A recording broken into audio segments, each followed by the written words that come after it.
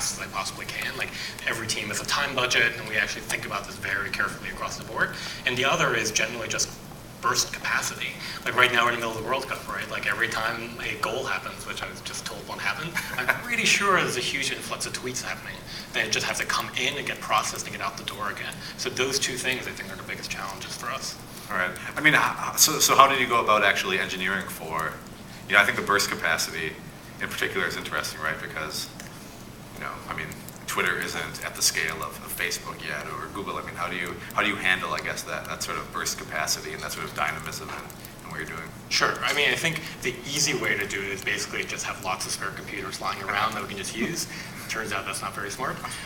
So what we think about instead is things like Mesos or our cloud infrastructure internally, and just basically how do we start tiering services, how do we start thinking about what's more important, what's less important, what are the real trade-offs we can make in real time.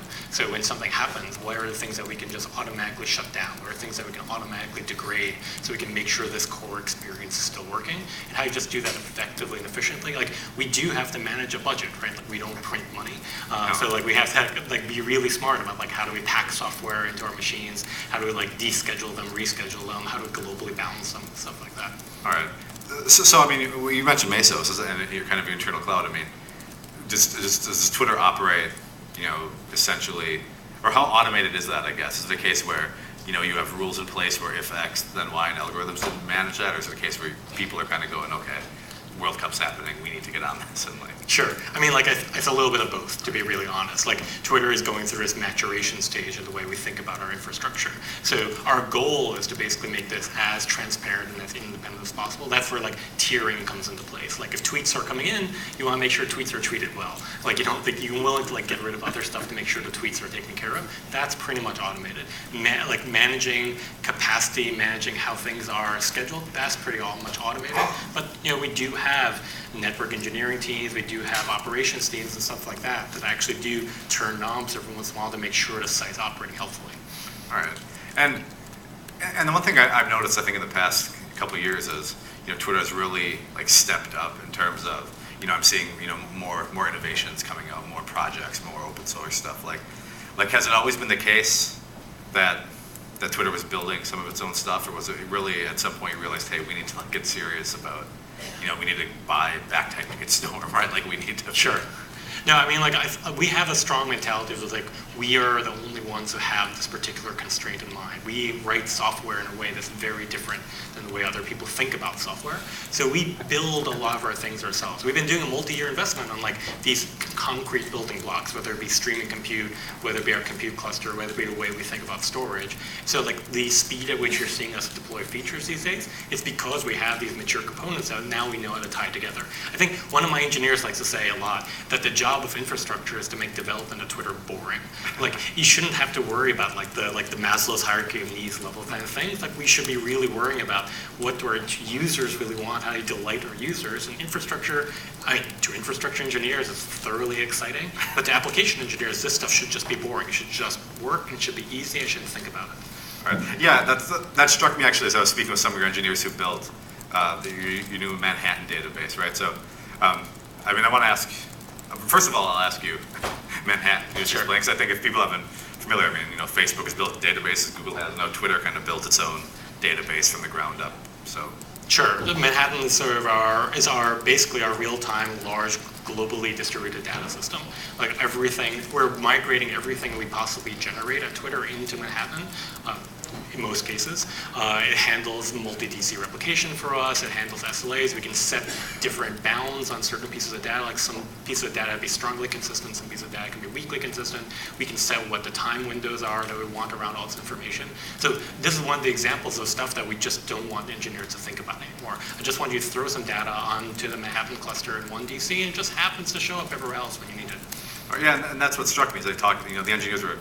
They were saying, one of the things with building this is we were trying to build this essentially as it like we're, this is kind of a cliche, but it's legitimate in this case. It sounds like we're the cloud provider within Absolutely. Twitter. I mean, it was kind of like this is like a database as a service, essentially. Yep. Yeah, I mean, that's exactly what I think my job is. I think my job is to provide the infrastructures that no one else needs to worry about. I want to give the rest of engineering at Twitter a contract which is just like, don't think about this kind of stuff. Like, we will build the product effectively that internal engineers can go use and build Twitter on top of it, build Backtype on top of it, build MoPub, Crashlytics, Vine, all that on top of this system. And we will be the internal product for all those guys. All right. And how do you handle, I mean, within this kind of one, I mean, it's not one large cluster, obviously, but I mean, how do you handle, like multi-tenancy in that environment? How do you handle the fact that as you're doing this, you're trying to serve all these different developers and all these different applications? Yeah, sure. I mean, it's for that, a lot of it is how we think about tiering, how we think about isolation, how do we think about just resource management overall. Generally, the way that I want most developers, I generally don't want most developers to actually even think about all that stuff. That's purely just the infrastructure and platforms problem. I want to think about things like, how do I get the right piece of code and the right piece of data exactly to the point in the world that we can make a user experience really good. So like, a whole bunch of people are coming in from Brazil all of a sudden. I want to get code and data closer to them in some way so their experience just is really great. So we generally just think about this as like, how do we want to do isolation properly, and how do we do that kind of tiering properly so we can make sure that happens. All right, how do you do that? I mean, as far as I know, you're not, I mean, Twitter isn't, globally, maybe it is, I just don't know, but I mean, how do you reach, or you talking about, I mean, geographically, let's say, how do you reach different users? We have multiple data centers around the world. We have points of presence around the world. We can flow code back and forth. We're moving traffic all the time to make sure that the right things happen. Like, for example, like when, this is more of a hypothetical example, when Japan is playing in the World Cup, I know that most of the traffic that we're going to get is from Japan. So like, we need to make sure that like on the west coast of the US or wherever the closest data centers are, we're sort of like making sure that those guys are prepared for that influx of traffic and just shift things around to make sure that's balanced properly for all of us. Right. And I mean, I know Twitter has run, multiple like databases historically. Yep. And built some things on its own. I mean, is it just the case that there's no way you could use even an open source kind of quote unquote scalable key value store? Is it the case that they're just not up to the standard, or why?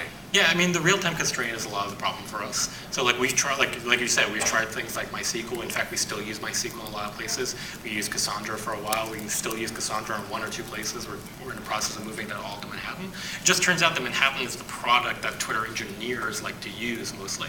So like, while we might not be building necessarily the most generic systems for the entire world to use, although we do open source a lot of it, I really like to think of Twitter application engineers as my customers. So like, what are the things that they need to use? What are the ways that they want to develop, and we build that product for them.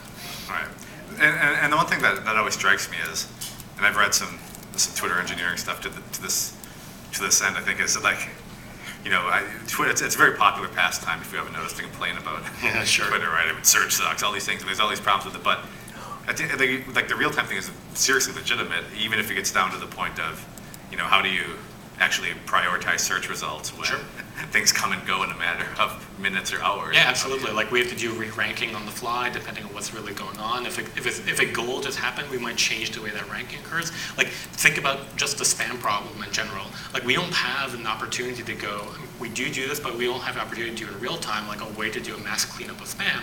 We're trying to detect spam as it's flowing through the system. Like, let's talk about for a time budget. So a tweet comes in, you have about 100 milliseconds for it to go out the door again. So within the 100 milliseconds, I have to decide for a tweet that I've never seen before, might be the beginning of a spam wave or whatever. I need to decide whether or not we're going to kill that tweet. We're going to mark that tweet as spam. It's an incredibly hard problem for us. I would imagine. I mean, so I'm guessing too. I mean, that changes, the thing too. I mean, it's not just an infrastructure problem at this point, right? I mean, you have to start bringing in the data guys, right, and the data scientists or computer scientists. Yeah, I mean, the reason why we still think it's an infrastructure or platform problem, though, is like, we are building the framework in which they're going to write code in. So like, we have data scientists, we have machine learners who work very closely with platform, or it's like, how would you write this? How would you think about this in real time? We'll build those libraries for you. We'll build the systems for you that you can use to make that possible. All right. I mean, what does a system look like that's custom built for? Yeah, I mean, a lot of it is going to be like, it's like flowing data through different processes or different boxes in the matrix Mesos cluster. So like again, we have SLAs and time budgets across everything. So a piece of data comes in, like think of a storm topology. A piece of data comes in, it flows to another blocks and might get forked off into two boxes of processing in parallel. And just like it's a cascade through the data center as data flows through. And then every once in a while, one piece of that cascade hits disk, one piece of that cascade forks off to the SMS processes and things like that. All right. I mean, you mentioned Mesos a couple of times. I wanted to ask about that too, because that's, it's going to be, I think, a recurring theme. And we're Airbnb, Sure. Mike from Airbnb will be up later, and he'll be, I'm sure, mention it. And we had Urzo here talking about, Google's sort of, automation system. How important is that to a company, to operate at that type of? Yeah, I mean, I think for us, it's one of those, I don't want developers to think about boxes. I don't want operations engineers to think about boxes. I want to think about the service overall that we're providing. And also, I want just to like elastically scale back and forth. On top of that, I do care about efficiency. Like I said before, we don't print money per se. So I want to make sure that like every single CPU is used as much as we possibly can, but still provide a headroom for spikes and things like that. So it's really important to us for CapEx optimization. All right, and cloud computing isn't. I mean, that's the other big theme, right? I mean, cloud computing isn't an option for. Yeah, I mean, like, it's not really an option for us per se. I think our real-time constraint and that SLA that we want to maintain, I kind of want to have full control over exactly what's going on. And I think I do things with just balancing the world in ways that I just don't feel comfortable yet doing outside our own data centers.